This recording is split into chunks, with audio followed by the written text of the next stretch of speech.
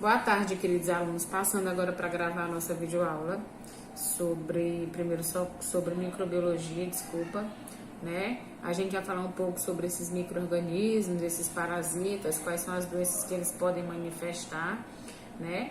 Em relação aos seres humanos, animais, meio ambiente. Vamos lá. Microbiologia. Essa palavra microbiologia, ela vem de micro, que significa pequeno, né? Que logos significa ciência e bio a vida. Então é um estudo de micro-organismos pequenos, é o estudo da vida desse micro-organismo pequeno. Microbiologia é o estudo desses micro-organismos, que são micro-organismos, são as formas de vida que só podem ser vistas a olho de microscópio, né? É a microbiologia. Os micro-organismos, então a gente tem vários tipos de micro-organismos: vírus, fungos, bactérias, protozoários, eumitos, parasitas, e a gente vai dar um início ao estudo de cada um deles.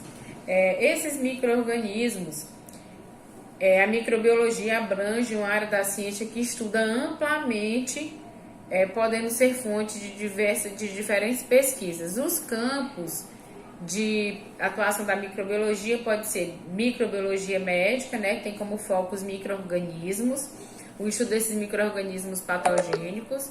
A gente tem também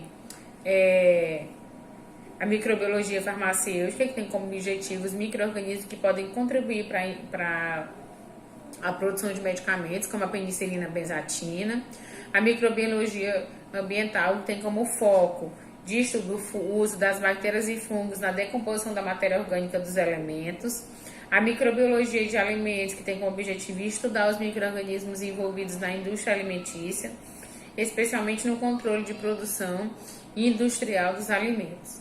A microbiologia microbiana, que tem como foco os processos que envolvem a manipulação genética, né, e molecular desses micro-organismos. A microbiologia é um ramo da biologia que estuda os micro-organismos. Esses micro-organismos são seres que eles podem ser seres vivos muito pequenos, né, que têm dimensões que permitem ser observados apenas a nível de microscópio. Assim eles podem ser visualizados e a gente consegue estudar a estrutura desses micro-organismos, a questão de estrutura celular, enfim, tá? A palavra microbiologia é derivada da combinação de palavras dos gregos, que significa pequeno estudo da vida, é mais ou menos assim o significado da biologia, da microbiologia. Aqui a gente tem o formato de 2 microscópios. O primeiro microscópio que foi inventado, ele foi utilizado uma lente de óculos, né, uma lente de aumento, para que a gente consiga, para que eles conseguissem ampliar as imagens de objeto muito pequeno ao seu poder de resolução. Então, esses micro-organismos que foram vistos pela primeira vez no microscópio foram que deram origem a esses estudos hoje da microbiologia. A gente tem aqui do outro lado o microscópio multifocal, né, que é onde ele tem vários focos. Esse microscópio teria sido inventado, o primeiro microscópio lá pelo século XVI, né, pelos holandeses. Tudo indica que o primeiro microscópio ele veio de observações microscópicas de materiais biológicos e eles foram usados através de instrumentos para estudar e compreender as células e esses micro-organismos que também fazem parte da microbiologia, certo? De modo geral, esse micro-organismo contribui para a fertilização do solo, eles contribuem para a área alimentícia, de gêneros alimentícios, eles contribuem também para ciclos biogênicos, que são os ciclos de materiais bioquímicos, que é a fertilização do solo, a putrefação do solo, entre outros. Ainda passam pela fabricação de produtos como iogurte, putrefação de queijos, vinagres, pães, vinhos e ainda também a produção da cevada que vocês usam na produção da cerveja. Existem micro-organismos patógenos? Sim, existem esses micro-organismos patógenos que são causadores de algumas patologias, como tanto em animais como em humanos, em plantas, como no meio ambiente. Então, esses micro-organismos acabam causando dano a algumas dessa parte da população. Para lidar com a saúde das pessoas, a gente tem que compreender esses processos biológicos e microbiológicos através desses micro-organismos. Por exemplo, se a gente tiver uma contaminação numa sala cirúrgica, num bloco cirúrgico, a veiculação dessas moléstias, que são as patologias e outras doenças, pode ocorrer através do ar, do sangue, da água contaminada, como a gente tem em vários setores, como por exemplo a AIDS, hepatite, a malária, são patologias que são onde o homem é fonte de disseminação. Aqui nessa imagem, ele mostra dois tipos de célula, né? A célula procariota e a célula eucariota, certo? A célula procariota, os seres procariontes, eles têm um DNA e não tem membrana nuclear. Essa membrana nuclear é ausente, tá? Aqui não tem essa membrana nuclear. E já aqui nos seres eucariotas, eles têm uma célula mais organizada. Então, a célula organizada é a célula do eucariota. A do procarionte ou do procarionte é uma célula mais desorganizada. É uma célula que tem um problemazinho aí na hora da organização celular. As bactérias são as principais fontes de contaminação, né? A gente tem vários tipos de bactéria no estômago, bactéria nas amígdalas, bactéria na pele, bactéria no sistema digestivo. Então a gente tem vários tipos de bactéria e o que mais causa problema é a resistência dessas bactérias aos antibióticos. As bactérias são seres unicelulares, ou seja, são formados apenas por uma célula procariontes, ou seja, eles têm um núcleo desorganizado, não tem membrana. Eles fazem parte do reino Monera. As bactérias podem ser encontradas em diversos ambientes, são capazes de suportar condições ambientais hostis, onde eles seriam de difícil sobrevivência. Mesmo sendo imperceptível a olho nu, as bactérias elas conseguem se disseminar e se replicar com uma facilidade muito grande. Elas atuam também no ciclo de produção de alimento, na gênero alimentício. Algumas bactérias podem ser patogênicas, como causadoras de doenças, como a cólera, a difteria, a febre tifoide, e a lepra, a meningite e a tuberculose. Aqui ele cita a bactéria como ser micro-organismo unicelular, procariota, pertencente ao reino Monera. Esse reino Monera é um reino biológico que inclui todos os organismos vivos que possuem organização celular procariota, certo? Aqui nessa imagem ele mostra todas as formas que tem de bactéria. A gente tem os cocos, diplococos, streptococcus, Streptococcus aureus, que é bem conhecido, a sarcina, o flagelado da salmonela, que é causador de infecção, o bacilo, o vibrio, o espirum, que é o Helicobacter pylori, que é o causador do H. pylori, da infecção do estômago, e o treponema, tá? Treponema pallidum, treponema. A estrutura celular bacteriana. A estrutura celular bacteriana é uma estrutura procarionta, onde ela tem uma parede celular, membrana plasmática, o citoplasma, os ribossomos, o nucleóide, o plasmídio e os flagelos. Esses flagelos são responsáveis pela locomoção dessa bactéria. E a membrana e a parede celular são responsáveis pela proteção. Quando você toma um antibiótico, o antibiótico quebra essa parede, essa membrana celular, facilitando a destruição dessa célula bacteriana. Aí a gente tem as cápsulas, né? Os esporos, que são o tipo de vida mais resistente que a gente tem, são os esporos. Então, quando uma bactéria, ele tem, além da parede, da membrana, ele tem os esporos, ele se torna um tipo de vida mais resistente que a gente tem. Os fíbrions, que são os filamentos, são elementos finos, responsáveis por mais curto e numerosos que os flagelos. Eles também são responsáveis pela produção de algumas bactérias. Essa parte da fisiologia, ele está querendo dizer o seguinte, que as bactérias, elas são seres que elas podem ser autossuficientes, né? Que é quando você tem uma bactéria que produz seu próprio alimento, que ela é autotrófica, essa bactéria, que eles podem sintetizar sua própria substância, ou ela pode ser heterotrófica, que é quando a bactéria não produz seu próprio alimento. A gente tem as parasitas, que se alimentam dos animais, vegetais, meio ambiente. As simbióticas, que elas podem ser tanto heterotróficas como sapróficas, que são aquelas que se alimentam de decomposição da matéria orgânica. A nomenclatura.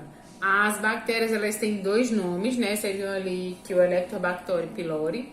O primeiro nome é classificado pelo gênero, né, que tem a letra maiúscula, e o segundo número que é pela letra minúscula, que é a espécie. Aqui a gente tem o Streptococcus aureus, né? Esse Streptococcus aureus é o Streptococcus que ele causa infecções respiratórias, que é o Streptococcus aureus.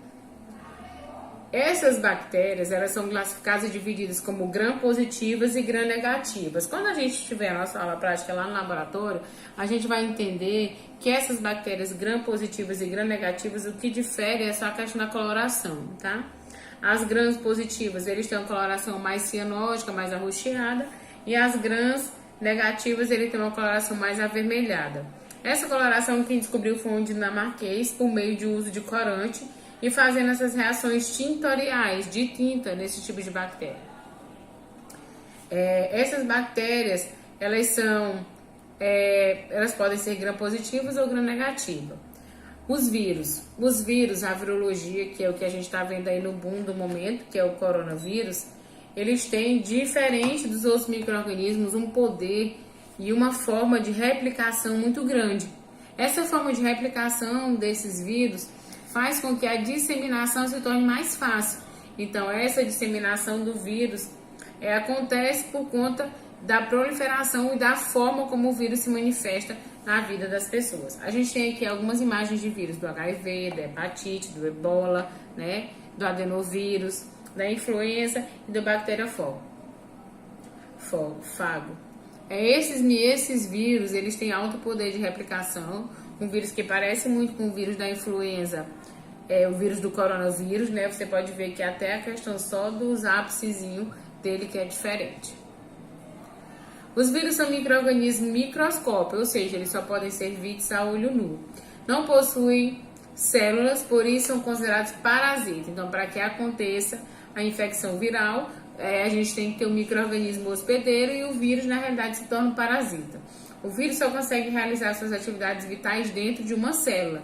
Ele não é um micro-organismo independente, que, por exemplo, que ele precisa só de uma matéria orgânica. Não, ele precisa de uma célula para que essa célula consiga nutrir o que ele precisa. Em alguns vírus são patógenos, em sua grande maioria. Eles causam doenças como gripe, sarampo, febre amarela, meningite, cachumba, hepatite, AIDS e varíola, além também do coronavírus. Aqui é uma estrutura onde ele mostra a estrutura de um vírus, né? Aqui a gente tem a cabeça, onde tem toda a membrana de DNA, que é a informação genética, a cauda, que é ligada tipo a uma sanfona, que facilita essa locomoção, e os pés, né? As peças de fixação, onde o vírus se fixa dentro de uma célula com esses pés de fixação, é lá que ele consegue fazer a sua fixação. Os vírus são organismos microscópicos que possuem células, por isso são considerados parasitas intracelulares. O vírus só consegue realizar suas atividades dentro de uma célula. É mais ou menos assim, aqui tem uma célula, o vírus vem, toma de conta dessa célula e destrói essa célula e ele se torna uma infecção viral. As próximas células que essa célula vai produzir são células doentes. Alguns vírus são patógenos e pode causar todas essas patologias que a gente já havia falado. Quando ocorre a infecção por uma célula por vírus, somente ele se multiplica. A replicação do vírus acontece da seguinte forma: o vírus se aproxima da célula, ele acopla dentro da célula, dentro da membrana celular, destrói a membrana celular, pega esse material genético, penetra dentro da célula, a célula fica infectada com esse material genético e ocorre a formação de novos vírus. Essa célula é uma célula contaminada e ela vai se replicar de forma rápida. Os fungos são micro-organismos eucariotas, né? A gente tem os bolores, as leveduras, a gente tem as famílias dos cogumelos, né? Os fungos, de importância clínica, são de um grupo de organismos diferente das bactérias e dos vírus. A formação deles é diferente, a proliferação deles também é diferente, tá? Possuem variedade de enzima que permite atacar qualquer tipo de material. Então, o fungo, ele ataca qualquer tipo, material, papel, madeira, tinta, legumes, frutas, verduras, até mesmo os homens causando patologia. Aqui a gente tem algumas formas de tipo de cogumelo, né? Alguns são comestíveis, outros são venenosos.